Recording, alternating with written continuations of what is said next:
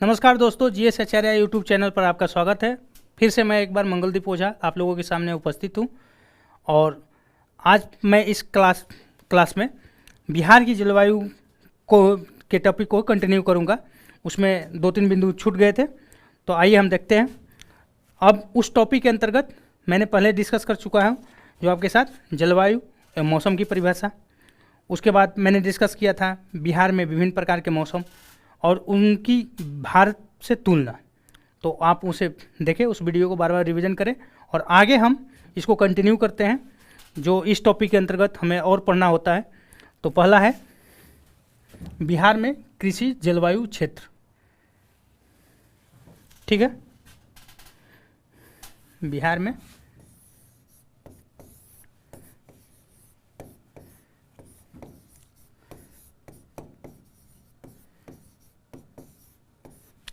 कृषि जलवायु क्षेत्र। बिहार में कृषि जलवायु क्षेत्र। जलवायु टॉपिक के अंतर्गत ये एक बिंदु है और उसको पढ़ना है हमें। इससे प्रीवियस ईयर में क्वेश्चन देखने को मिले हैं, मैं उसको आगे आपसे डिस्कस करूंगा। बिहार में कृषि जलवायु क्षेत्र 4 प्रकार के 4 भागों में बांटा गया है कृषि जलवायु क्षेत्र को। पहला है पश्चिम उत्तर का मैदान, पश्चिमोत्तर का मैदान। ठीक है,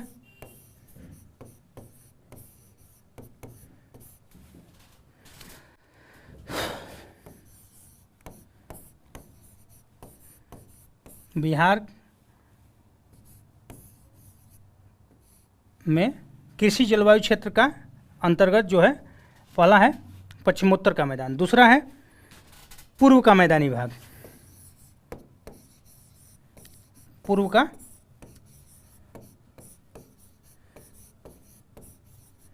मैदानी भाग, तीसरा है दक्षिण पश्चिम का मैदान, दक्षिण पश्चिम का मैदान, और चौथा है दक्षिण का पठारी क्षेत्र।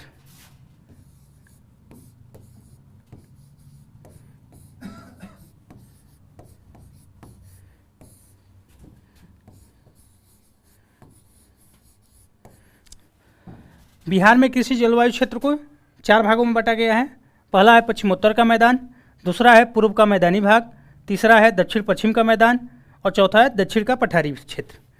अब इससे पहले जो क्वेश्चन पूछा गया मैं वो डिस्कस कर देता हूँ आप लोगों के साथ।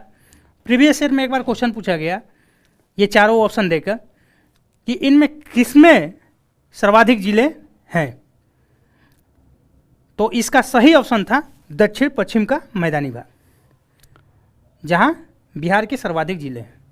आप प्रीवियस ईयर का क्वेश्चन उठाइएगा, उसमें आपको ये देखने को मिलेगा। तो इसलिए मैं इस बिंदु को भी आप लोगों के साथ डिस्कस कर लिया। अब हम मैप पे चलते हैं और इनका लोकेशन देख लेते हैं कि आखिर यह कहाँ पर ये क्षेत्र अवस्थित है। जब भी ज्योग्राफी पढ़ें मैप के साथ पढ़ें, चीज़ें ज़्यादा समझ में आएंगी, ज़्यादा दिन तक याद रहेंगी।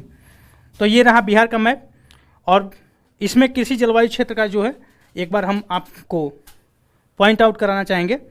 तो पहला देख लेते हैं पश्चिमोत्तर का मैदान।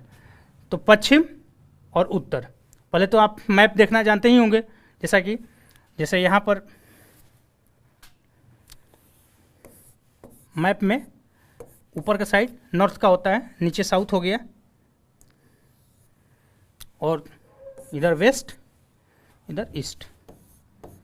ठीक है, तो पश्चिम ये साइड हुआ और उत्तर भी, तो पश्चिमोत्तर का मैदान यानी ये एरिया, ये हुआ बिहार का पहला कृषि जलवायु क्षेत्र। तो नोट कर लीजिए कि पहला कृषि जलवायु क्षेत्र हुआ।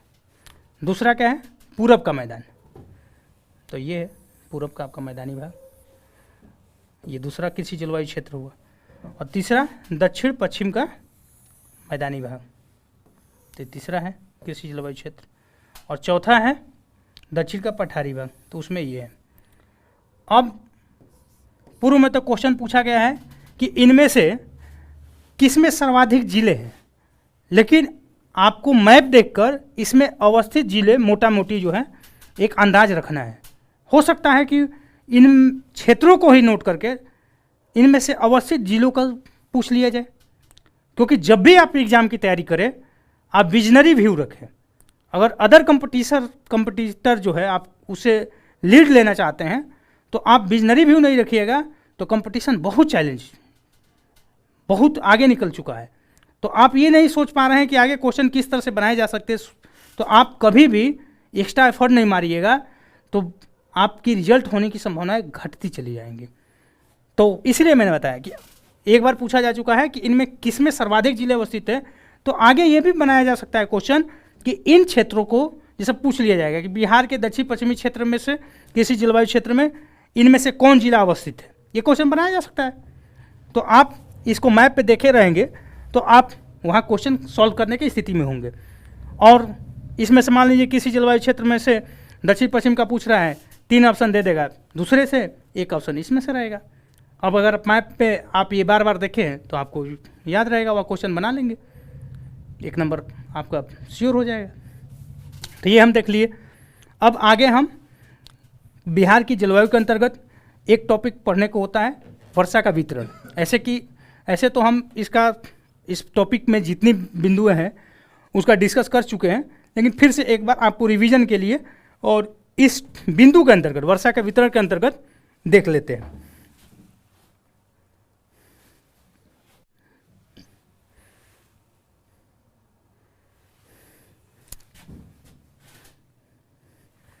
तो बिहार में वर्षा का वितरण,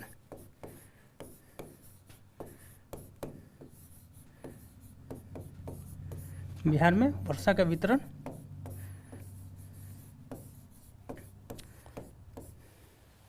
इसके अंतर्गत 3-4 बिंदुओं को जानना है जो पहले ही हम डिस्कस कर चुके हैं, लेकिन यहाँ से फिर से एक बार आपको रिवाइज करा देते हैं, आप इसे जान लें। एवरेज वर्षा इसके अंतर्गत देखना होता है। तो एवरेज वर्षा जैसा कि मैंने बताया है 112 सेंटीमीटर हो बिहार में, और भारत में 125 सेंटीमीटर पहले ही हम बता चुके हैं। उसके बाद एक और जानकारी रखना होता है कि वर्षा जो होती है भारत में हो या बिहार में ही हो, सभी जगह एक समान नहीं होती है। जैसा कि मैं पहले ही डिस्कस किया हूँ कि बंगाल की खाड़ी से जो हवाएं आती है वो बिहार के पूर्वी हिस्से में अधिक वर्षा कराती हैं।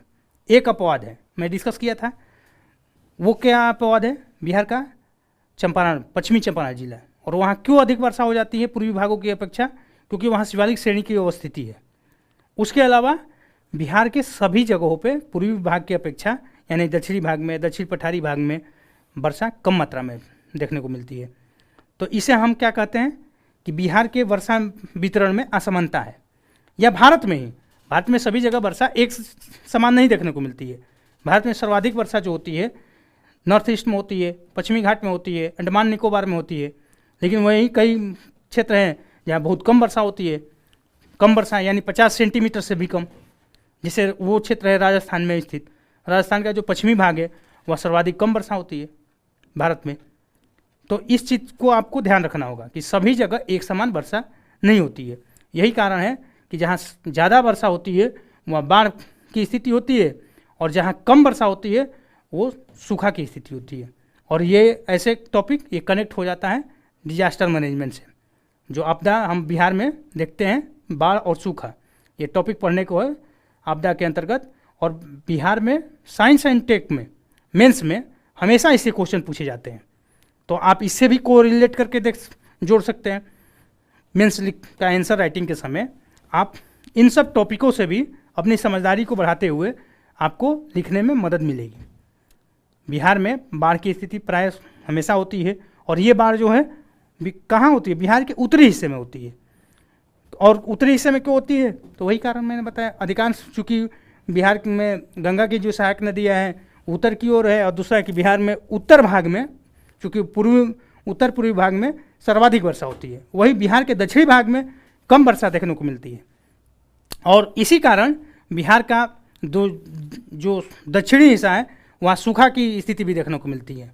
और इसी कारण से अब आगे टॉपिक को लिंक करते जाइए तो आपदा प्रबंधन हो गया और भारत का वो नदी लिंक प्रोजेक्ट जो देखने को आप पढ़ते हैं, नदी जोड़ो योजना, वो प्रस्तावित है भारत में। कोसी मेची लिंक पहला ये बिहार की योजना है जो जिस प्रस्तावित है। इससे बिहार में बाढ़ और सूखा मैनेजमेंट दोनों एक साथ लक्ष्य टारगेट किए गए हैं कि जो बाढ़ की समस्या है उसका भी समाधान करेंगे और दक्षिण में सूखे की समस्या का भी समाधान करेंगे। तो छोड़िए ये सब तो मेंस के हो गए। अब आगे देखिए कि बिहार में वर्षा वितरण में दूसरा बिंदु जानना है कि वितरण जो है, वर्षा वितरण वो समान है। मैंने पहले ही बताया था आपको कि पूर्व से बंगाल की खाड़ी से जो दिशाएं आती है पूर्व में ज़्यादा वर्षा कराती है और जैसे जैसे वो बिहार में पश्चिम की ओर बढ़ती है कम वर्षा होती जाती है। ठीक है। और एक बात मैंने और बताया था कि बिहार में वर्षा का जो ये है वो कितना है, 100 से 150 सेंटीमीटर वर्षा होती है। ये इसी कारण बिहार को भारत का मध्यम वर्षा वाले क्षेत्र में रखा जाता है। मध्यम वर्षा वाला क्षेत्र, मध्यम वर्षा वाला क्षेत्र। तो ये वर्षा वितरण बिंदु के अंतर्गत ये 3-4 पॉइंट थे, इसे आप देख लिए। हाँ, एक बात और है कि इन वर्षा की स्थिति से या वर्षा वितरण से आप ये ध्यान रखिएगा, इन पे कुछ और कारकों का भी प्रभाव रहता है। जैसे आप समुद्र से दूरी, अगर जो क्षेत्र ज़्यादा दूर होगा वहाँ कम वर्षा होगा। जैसे इसका एक एग्जांपल पंजाब और हरियाणा को लिया जा सकता है भारत में। उसी तरह से चूँकि बंगाल की खाड़ी से मैंने पहले ही बताया कि बिहार में हवाएं ज़्यादा वर्षा कराती है, तो पश्चिमी भाग ज़्यादा दूर है तो इसलिए वहाँ कम वर्षा होता है। पूर्वी भाग नज़दीक है उससे, उसकी अपेक्षा में तो वहाँ ज़्यादा वर्षा होती है। इसी तरह से एक परिघटना है एल नीनो, वो भारत में सूखा का कारण बनता है, कम वर्षा का कारण बनता है। वही विपरीत स्थिति ला नीना जो है उससे भारत में अधिक वर्षा होती है। तो ये एक फैक्चुअल जानकारी रखिए क्योंकि इससे क्वेश्चन पूछा गया है। यहाँ पर मैं इसलिए आपको बता दिया कि दे दिया गया ऑप्शन कि इसमें से भारत में वर्षा का कमी का कारण है 4 कारण और उसमें से एक दे दिया एल नीनो। तो एल नीनो को आप जान लीजिए कि भारत में क्या करता है, कम वर्षा कारण रहता है। और कम वर्षा होगी तो क्या होगी, सूखा की स्थिति होगी। और ज़्यादा वर्षा किससे होता है, ला नीना से होता है। तो ये 2 जानकारी आप रख लीजिए। अब आगे हम देखेंगे बिहार में वर्षा का आखिर स्रोत क्या है। स्रोत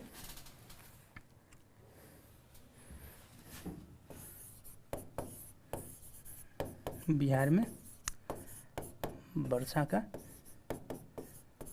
स्रोत,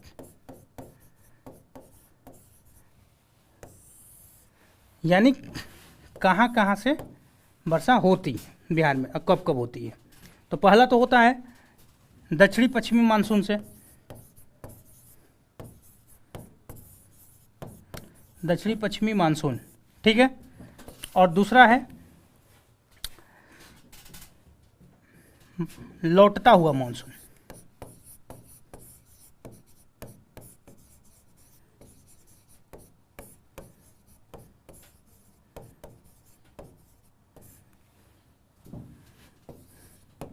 तीसरा है शीतकालीन वर्षा।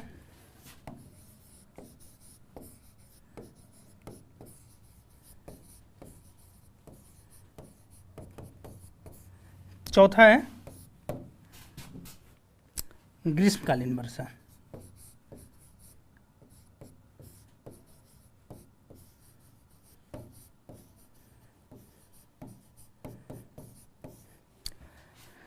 पहले भी मैं इसको डिस्कस कर चुका हूं आप लोगों के साथ, अभी फिर से एक बार बस आपके रिवाइज के लिए मैं बता दूं। दक्षिण पश्चिमी मानसून, मानसूनी वर्षा, बिहार में सर्वाधिक वर्षा इसी से होता है, लगभग 75%। आप याद रखिएगा, हो सकता है क्वेश्चन पूछ लिया जाए कि इनमें से किससे सर्वाधिक वर्षा बिहार में होती है, तो आपको याद रखना होगा दक्षिण पश्चिमी मानसून। दक्षिण पश्चिमी मानसून कब वर्षा होती है, तो वर्षा की ऋतु में। कब होती है, वर्षा की ऋतु में। पहले मैं बता चुका हूँ कि शीतकालीन वर्षा, शीतकालीन वर्षा कब होती है, जनवरी और फरवरी के महीने में। और किस कारण होती है, पश्चिमी विक्षोभ के कारण। पश्चिमी विक्षोभ क्या होता है, भूमध्य सागर से चलने वाली हवाएं जो मध्य एशिया और पश्चिम एशिया की ओर गमन करती है और ईरान होते हुए भारत में भी प्रवेश करती है और वर्षा कराती है भारत में भी, और वो रबी फसल के लिए लाभदायक होती है। और वैसे ही ग्रीष्मकालीन वर्षा, तो ग्रीष्मकालीन वर्षा जो होती है चक्रवाती तूफानों से होती है और यह बिहार में जूट की खेती के लिए लाभदायक होता है। और मानसून का निवर्तन क्या है? मानसून का लौटता हुआ मानसून। यहाँ लौटता हुआ मानसून को एक टेक्निकल टर्म यूज किया जाता है, आप उसे भी जान लें। हो सकता है शब्दों से आयोग खेलता है, कभी पूछ ले और आप जानते हुए भी वहाँ क्वेश्चन गलत करके आ जाए। तो लौटता हुआ मानसून के लिए टेक्निकल टर्म यूज होता है मानसून का निवर्तन। ठीक है, तो क्वेश्चन पूछ लिया जाए कि मानसून का निवर्तन से बिहार में वर्षा होती है, कब होती है या कितना होती है, तो ये टेक्निकल शब्द आपको याद रहेगा तो क्वेश्चन कर लीजिएगा, नहीं तो आप पढ़ के जाइएगा कि लौटता हुआ मानसून और वहाँ पर ये शब्द आया रहेगा। कई बार ये शब्दों के खेल से यूपीएससी भी खेलती है और कई पीसीएस आयोग भी खेलते हैं। तो लौटता हुआ मानसून का पहले क्या कहते हैं? मानसून का निवर्तन, और इससे भी बिहार में वर्षा होती है।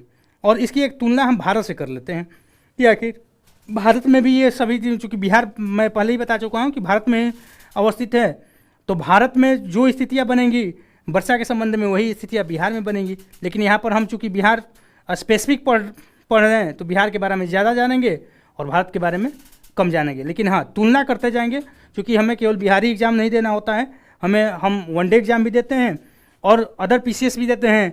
कई इसमें ऐसे एस्पिरेंट होंगे जो यूपीएससी भी देते हैं, तो वहाँ पर आपको ये जानकारियाँ काम आएंगी।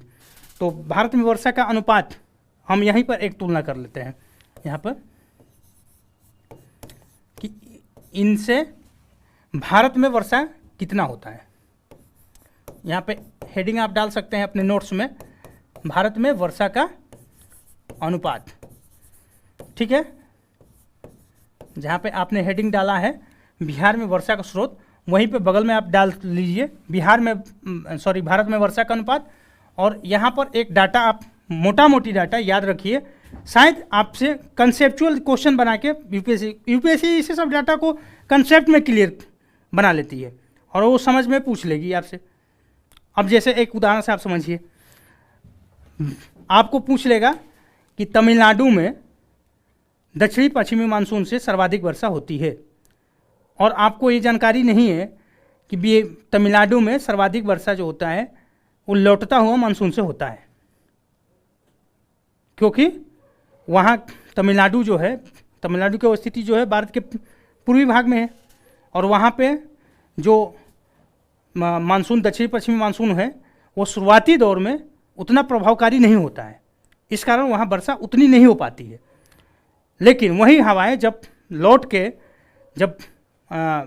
भारत में उच्च दाब का क्षेत्र धीरे धीरे बनने लगता है और समुद्र में निम्न दाब का क्षेत्र बनने लगता है और हवाओं का गमन जो है स्थल से समुद्र की ओर होने लगता है, तो वही हवाएं जब लौटती है तो बंगाल की खाड़ी से वापस आर्द्रता को ग्रहण करती है, और जब तमिलनाडु से होकर गुजरने लगती है तो वहाँ पर पूर्वी घाट से टकराकर तमिलनाडु में ढेर सारी वर्षा कराती है, और वो इसी कारण तमिलनाडु में कई फसलें, खासकर खाद्य फसलों में चावल जो है उसकी खेती देखने को मिलती है। जैसा कि आप जानते हैं कि वर्षा पे ही हमारा कृषि अर्थव्यवस्था आधारित है। कहा भी जाता है कि वर्षा जो है किसानों के लिए जुआ है, मानसून है जो है किसानों का जुआ है। तो अब यहाँ पर आपको अगर जानकारी है कि तमिलनाडु में लौटते हुए मानसून से ज़्यादा वर्षा होती है, तो आप इस क्वेश्चन को गलत करके नहीं आइएगा। तो आप देखिए, भारत में वर्षा का अनुपात दक्षिण पश्चिम मानसून से भारत में लगभग 74% वर्षा देखने को मिलता है। आप एक डाटा याद करके रखिए मोटा मोटी। वही चक्रवाती वर्षा भारत में जो होती है, जो ग्रीष्मकाल में होती है, ठीक है, यहाँ हमने लिखा है ग्रीष्मकालीन वर्षा, आप यहाँ एक लिख लीजिए चक्रवाती वर्षा। इससे भारत में लगभग 10% वर्षा देखने को मिलता है। ठीक है, अब पश्चिमी विक्षोभ यानी शीतकालीन वर्षा, इससे भारत में लगभग 3% वर्षा होता है। और लौटता मानसून इससे लगभग 13%, यानी मानसून का निवर्तन से कितना होता है 13% वर्षा देखने को मिलता है। तो टोटल जोड़ दीजिएगा तो 100%। और भारत में सबसे ज़्यादा वर्षा दक्षिण पश्चिम मानसून से होता है। बिहार में सर्वाधिक वर्षा दक्षिण पश्चिम मानसून से होता है, लेकिन तमिलनाडु में सर्वाधिक वर्षा लौटते हुए मानसून से होता है। तो ये एक डाटा रहा, आप इसे नोट कर ले। बिहार में वर्षा का स्रोत या भारत में वर्षा का अनुपात कि यहाँ कब कैसा रहता है, आप इसे जान लिए। अब आगे इस टॉपिक में जो लास्ट बिंदु हमको जानना है वो एक है जलवायु का वर्गीकरण, क्योंकि इससे एक बार क्वेश्चन पूछा जा चुका है। तो आप इसे देख ले और आप इसे नोट करें।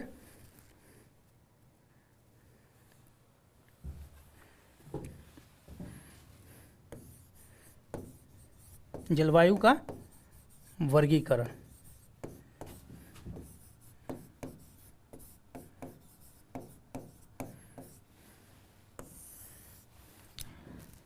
जलवायु का वर्गीकरण से एक बार क्वेश्चन पूछा जा चुका है बिहार में बीपीएससी में, इसलिए मैं आपको यहाँ छोटा सा एक इंट्रो दे देता हूँ। एक बार क्वेश्चन पूछा गया शायद 56 से 59 में ही कि बिहार का उत्तरी जो भाग है उसको कोपेन के अनुसार, कोपेन एक भूगोलवेता है, उनके अनुसार किस जलवायु वर्गीकरण में रखा गया है। तो इसलिए मैं जलवायु का वर्गीकरण में आपको कोपेन को ही सर्वाधिक मान्यता प्राप्त है। ऐसे एक थानवेट भूगोलवेता हुए, उन्होंने भी एक वर्गीकरण प्रस्तुत किया है। मैं आपको सिर्फ जानकारी देना चाहता हूँ। और एक त्रिवार्था हुए, उन्होंने भी अपना एक वर्गीकरण प्रस्तुत किया है। लेकिन कोपेन की मान्यताएं जो है भूगोल की दुनिया में सर्वाधिक है। इसलिए कोपेन के अनुसार बिहार की जलवायु के बारे में हम जान लेते हैं। तो बिहार का जलवायु को उन्होंने 2 कैटेगरी में रखा है। बिहार का उत्तरी हिस्सा, उत्तरी भाग, और बिहार का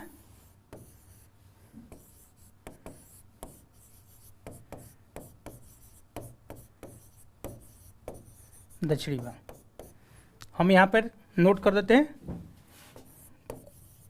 कोपेन के अनुसार, ठीक है।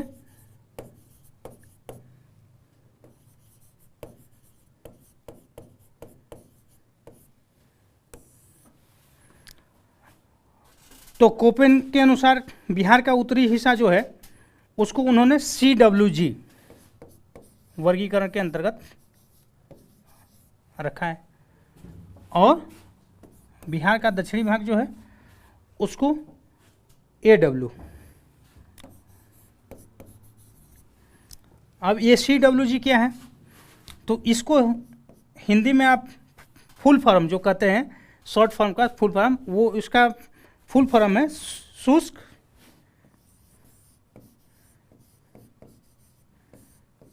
शीत ऋतु वाला मानसूनी प्रकार, वाला मानसूनी प्रकार। CWG का मीनिंग है, आप हिंदी में जान लीजिए और सरल रूप से, शुष्क शीत ऋतु वाला मानसूनी प्रकार। इसका अर्थ है कि मानसूनी जलवायु है, लेकिन उसका सही शीत ऋतु जो है वो शुष्क होगा, यानी शीत ऋतु में वर्षा कम होगी, ठीक है। अब AW का क्या अर्थ है? AW का अर्थ है उष्णकटिबंधीय